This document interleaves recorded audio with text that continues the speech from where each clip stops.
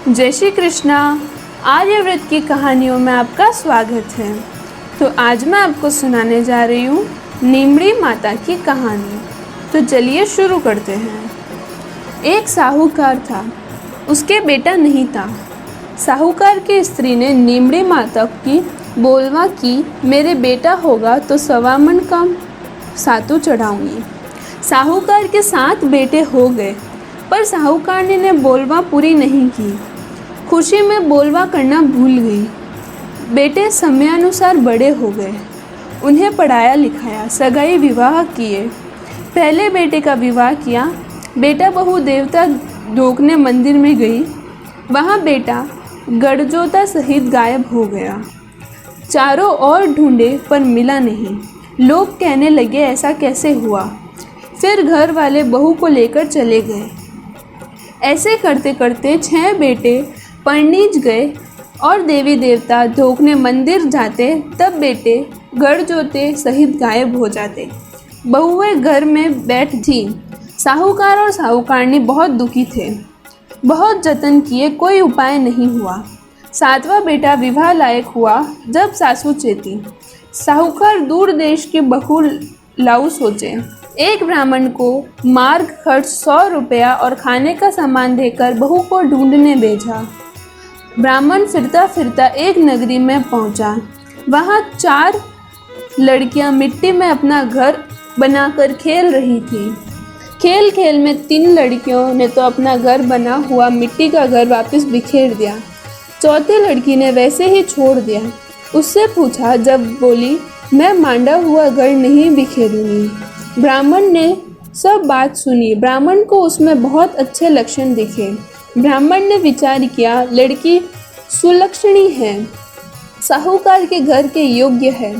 ब्राह्मण चौथी लड़की के पीछे पीछे उसके घर गया और उसके बाप से साहूकार के लड़की के लिए उस लड़की की सगाई की बात की। बाप को बोले, आपकी यह लड़की हमारे साहूकार के लड़के को देवो। बाप बोला, लड़की गरीब घर की है। साहूकार के बारे में सारी हकीकत पूछी और ब्राह्मण से बोला, इतने दूर देश में मैं मेरी बेटी को पढ़ाऊँ, वहाँ मेरी बेटी खुश तो रहेगी ना। ब्राह्मण ने उसको हर प्रकार से संतुष्ट कर दिया। सगाई हो गई। सावे निकले।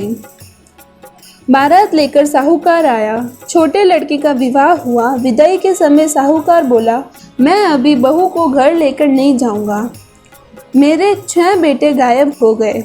अच्छा मुहूर्त देख कर ले जाऊंगा। थोड़े दिन आपके यहाँ रखो। अच्छा मुहूर्त देख कर साहूकार बहू को लाने खुद आया। लड़की ने माँ बाप उसका बहुत आदर किया। बेटी का श्रृंगार किया, माता नहलाया, मेहंदी लगाई, सीख में लाडू मिठाई बांधी और बहुत अच्छी शिक्षा दी। बोले साल भर में आए वे सब व्रत त्योहार करना। ससुरा और बहू रवाना हुए। रास्ते में छोटी तीज आई। ससुरे को बोली, आज यहाँ ही मुकाम करो, कल छोटी तीज है, मुझे पूजा करना है। छोटी तीज के दिन वह माता नहाई, मेहंदी लगाई, पूजा की, एकाशना की। दूसरी औरतें हिंडा खेल रही थी, उनके साथ यह भी हिंडा खेली, कल्पना कल्पी, जिमे और आगे निकले। आगे 15 दिन बाद बड़ी तीज आई। फिर वह अपने ससुरे को बोली, आज सिंजारा है, यहाँ ही मुकाम करो, मुझे धान का पिंडा करना है, सो धान लाकर देवो। ससुरा ने सब सामान लाकर दिया। उसने पिंडा सांधा। तीज के दिन व्रत की कल्पना कल्पी और ससुरे को दिया। हिंडा खेली, खूब आनंद उत्साह से शाम को पूजा पर लेकर नीमड़ी माता की पूजा करने लगी। दूसरी औरतें भी पूजा ही कर रही थी। इसकी बारी आई तब नीमड़ी माता लंबी हो गई। सब लोग अचंभे में पड़े। इसने माथा टेक कर नीमड़ी माता को पूछा, ऐसा क्यों हुआ। तब नीमड़ी माता बोली, तुम्हारे सासू के संतान नहीं थी, जब उसने मेरी बोलवा की और 1.25 मन का सातू चढ़ाऊंगी करके बोली थी। उसके 7 बेटे हुए, उनके विवाह हुए, पर मेरी बोलवा पूरी नहीं की। उसको दंड देने के लिए तुम्हारे 6 जेठ गायब हो गए, परंतु अभी भी उसने बोलवा पूरी नहीं की, तो तुम्हारे जेठ मेरे पास है। जब बहू बोली, मैं 7.25 मन का सातू चढ़ाऊंगी, मेरे 6 जेठ वापस देवो। उसने पूजा की और चंद्रमा को अर्घ्य दिया। पिंडा, पासा और जीमी दूसरे दिन ससुरा के साथ रवाना हो गई। अपने गांव में गए, उसको भी उसके जेठ गायब हुए उसी मंदिर में ठहराया। वहां जाकर देखे तो 6 जेठ वहां बैठे हुए थे। जब बींद बनाने आए, उन औरतों से सासू बोली, मेरी इस बहू का पग फेरा अच्छा है, मेरे 6 बेटे वापस आ गए। उन सबको गाजे बाजे से संभाल लिए। सासू बहू के पैर पड़ने लगी। सासू जी, आपने बहुत दिन पहले नीमड़ी माता को बेटा हुआ तो सवामन सातु चढ़ाने की बोलवा की और पूरी नहीं की, इसलिए नीमड़ी माता इन सब जेठ जी को गायब कर दी। मैंने तीज के दिन नीमड़ी माता के पास यह बोलवा की है कि मेरे 6 जेठ वापस घर आ जाए तो मैं नीमड़ी माता के 7.25 मन के सातु का भोग लगाऊंगी। यह सुनकर सासू को बोलवा याद आ गई।